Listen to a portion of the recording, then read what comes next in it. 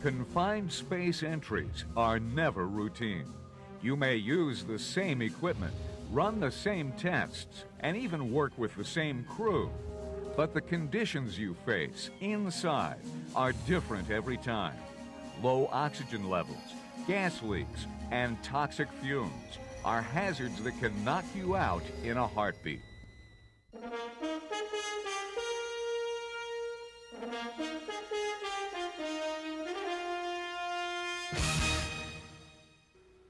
Because of the dangers presented by confined spaces, the Occupational Safety and Health Administration created the permit-required confined space regulation.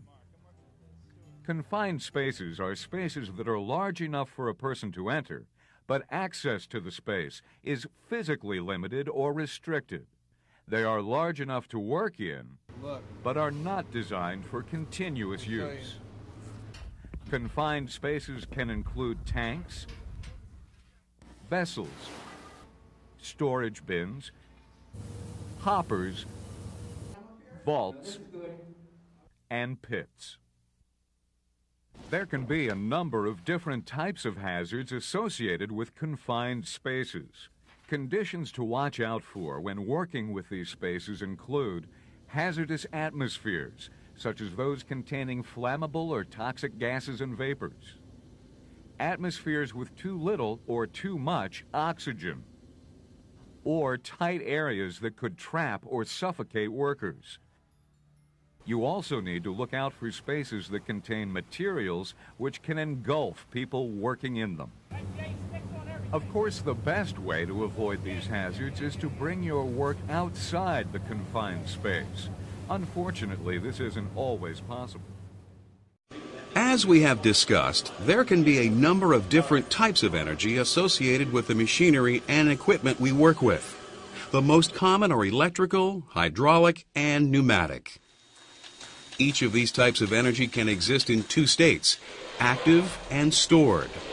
Energy is active when it is being used to perform work, such as when an electric current flows through a machine to turn rotors and gears. However, energy can also exist in a stored state, waiting to be used.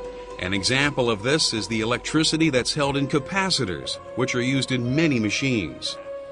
Any type of energy can be dangerous in both its active or stored forms, so we need to remember to use lockout, tagout procedures when working with all types and states of energy.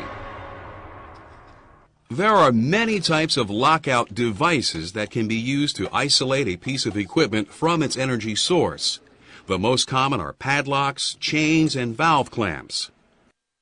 More specialized devices such as wedges, key blocks, and pins are often used with hydraulic or pneumatic systems. Tagout devices provide visual warnings that work is being performed on a machine or piece of equipment.